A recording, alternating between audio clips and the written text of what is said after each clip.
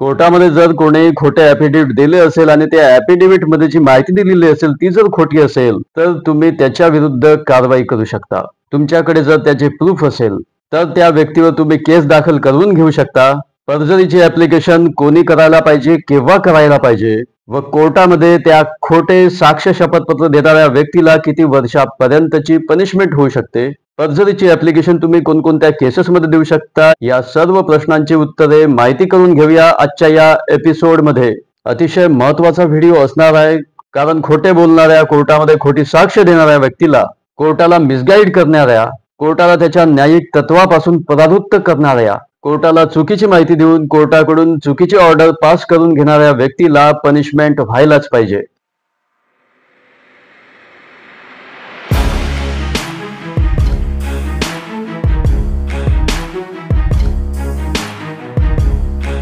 नमस्कार, मी advocate Rakesh Sontakke, justice for all मध्ये तुम्हा सर्वांचं स्वागत आहे। आपण या पर्जरीला मेंटेनन्सच्या मॅटरवरून समजून घेऊया।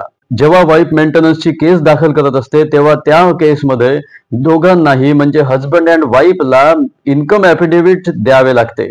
तेव्हा अशा मेंटेनन्सच्या केसेसमध्ये कोर्टाला खोटी माहिती वाईफ देत असतात।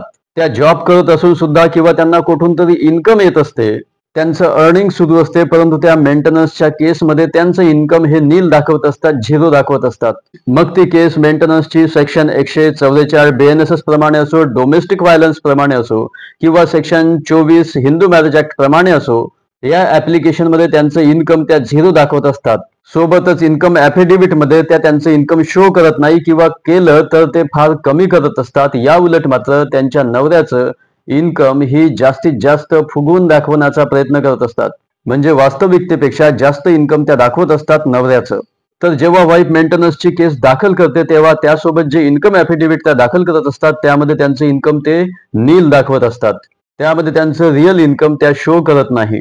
परंतु त्यांच्या हजबंडला हे माहिती असते की ती कुठे जॉब करते, कुठून अर्निंग तिला येत आहे। तर अशा सिच्युएशन मध्ये तुम्ही पर्जरीची ऍप्लिकेशन लावू शकत नाही, ती स्टेज अजून यायची आहे। परंतु त्या जेव्हा इन्कम ॲफिडेव्हिट कोर्टामध्ये देतात तेव्हा तुम्ही लगेच सेक्शन 94 BNSS प्रमाणे ऍप्लिकेशन कोर्टामध्ये लावणे आवश्यक आहे।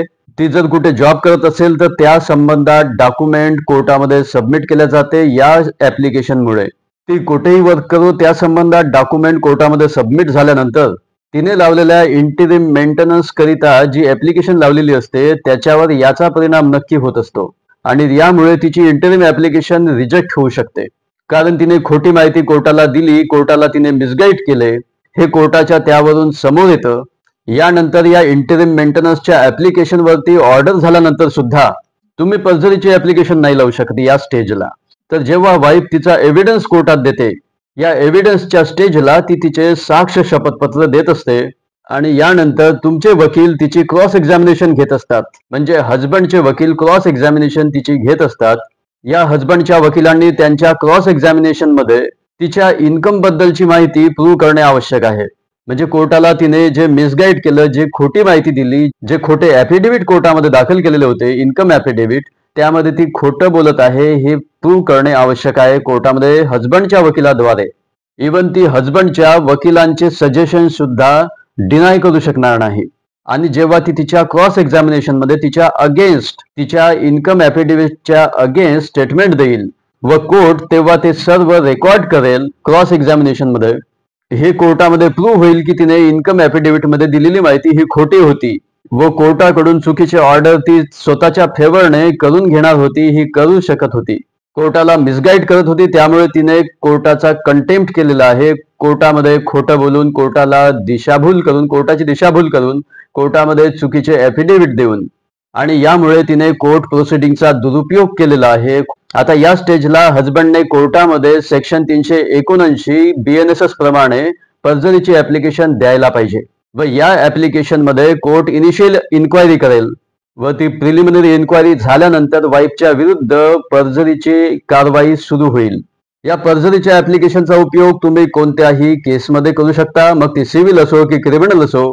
त्याचबरोबर या पर्जरीच्या कारवाई संबंधात कोर्टाला सुमोटो सुद्धा पॉवर्स आहेत, म्हणजे कोर्ट स्वतःहून सुद्धा ऍक्शन घेऊ शकतं त्या व्यक्तीविरुद्ध ज्याने कोर्टाला खोटी माहिती दिली, परंतु कोर्ट स्वतःहून हिम्मत करत नाही त्या व्यक्तीविरुद्ध ऍक्शन घेण्याची। त्यामुळे तुम्ही स्वतः ही ऍप्लिकेशन कोर्टामध्ये देणे आवश्यक आहे. मग तो कोणताही व्यक्ती असो, त्या व्यक्तीच्या विरुद्ध तुम्ही कोर्टामध्ये ही ऍप्लिकेशन देऊन त्याच्या विरुद्ध कारवाई करून घेऊ शकता कोर्टामार्फत. कोर्टाची दिशाभूल करणाऱ्या लोकांना पनिश करण्याचा हा एक चांगला ऑप्शन आहे. या पर्जरीच्या प्रोसिडिंगचा तुम्ही तुमच्या केसमध्ये नक्की उपयोग कराल, त्या कोर्टामध्ये खोटी साक्ष देणाऱ्या लोकांना धडा शिकवण्याकरिता. तुम्हाला जर ही माहिती आवडली असेल तर तुम्ही व्हिडिओला लाईक करू शकता, शेअर करू शकता. तुम्ही चॅनलवरती नवीन असाल तर सबस्क्राईब करू शकता चॅनलला. So take care of yourself. Thank you so much.